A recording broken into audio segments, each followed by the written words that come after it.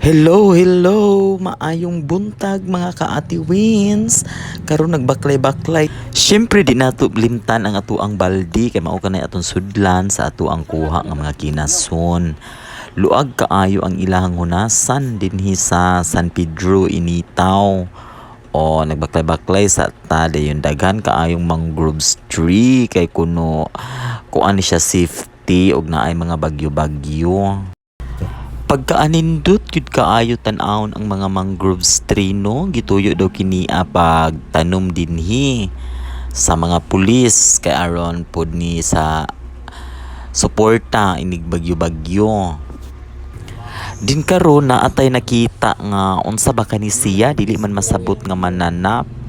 Daghan man kaayo siya tiil no. O, samtang sige vlogs inyong ka-ati Wins.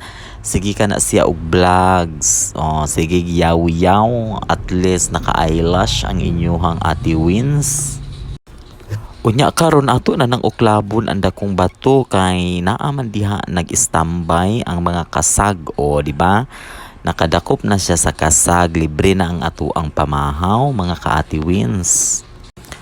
Nice gud kaayo ang view na ay balay sa farm.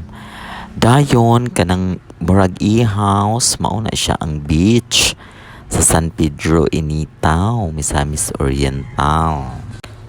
Karon nakakita na sad kita og kinason matud pa sa katigwangan. Tagtakon daw kini siya na murag dako man kaayo siya og mata. Yung kon mo yung pa